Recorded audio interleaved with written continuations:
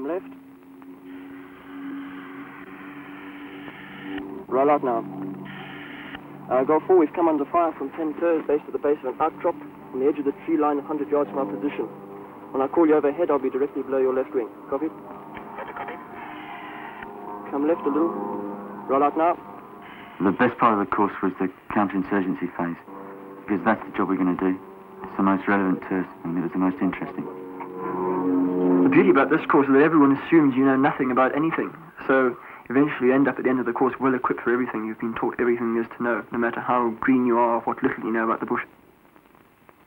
We have training in mine lifting, where we undergo the whole training, but this is more a specialist task, and if we do find mines, and if it is possible, we will get in people who are more qualified to lift them rather than endanger ourselves and endanger our troops. Well, the idea of floating a Land Rover is that you get a huge tarpaulin and you lay it just in the shallows of the water and you keep it dry, just on the surface. Then you drive the Land Rover onto the tarpaulin and you bring up the sides so that they form a package around the Land Rover. Then you tie them and you just push the Land Rover out into the lake and it'll fly. It doesn't always work, but most times it works. This is essential, this sort of training, in order that we have the same basic background as the man we are fighting against.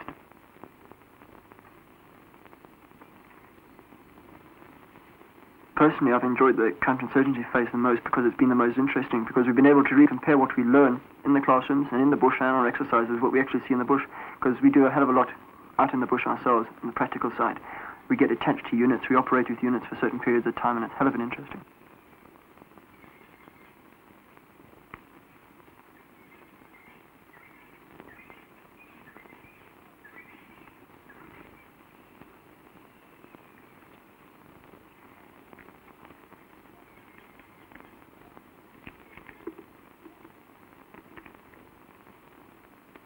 We are taught at the School of Infantry how to do an ambush hell of it correctly. You know, all the procedures, the forms in great detail, which of course is not used out in the bush.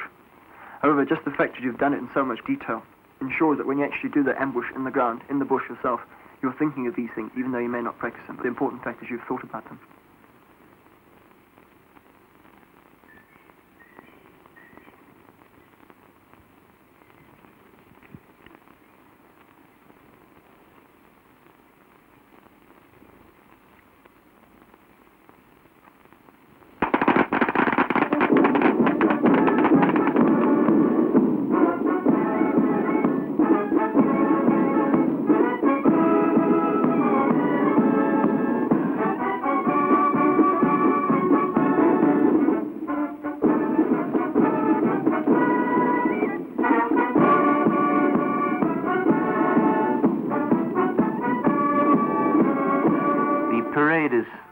Very important, I think, to the cadet. It is a fitting culmination to a fairly tough course, a fairly grueling course, and a fairly lengthy course. I think most cadets look upon the passing out parade with a certain amount of trepidation. It's a tremendously emotional affair. It involves the cadets marching onto the parade as cadets and then marching off as commissioned officers.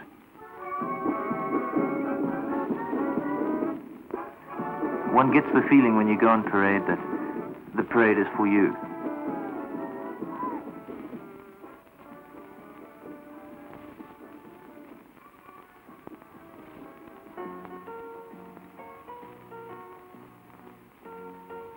Oh, it's a good course. It's a very good course. It's a hard course, and that makes it good, really.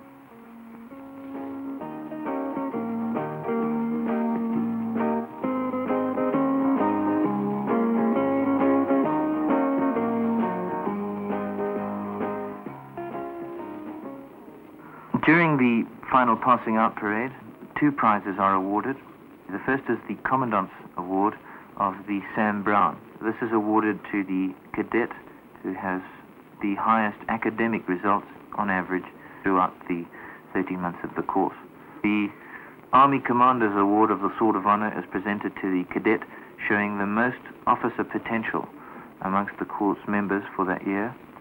He is presented with a sword. It becomes his own sword, and it is suitably engraved with his number, rank, and name, and the fact that it is the Sword of Honor, a very much coveted award.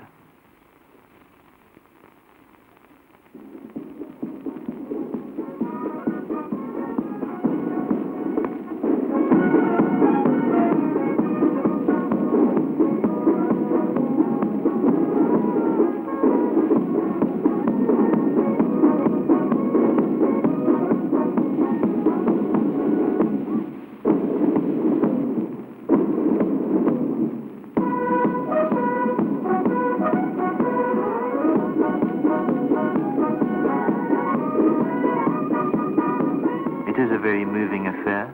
Probably the most moving part is the very first salute they receive as commissioned ranks, which they receive from the entire parade, who present arms as the cadets themselves are about to march off, and they march off to the tune of Auld Lang Syne. I think for anyone who's been through a parade as a cadet, you can't help but get goose pimples, if you like.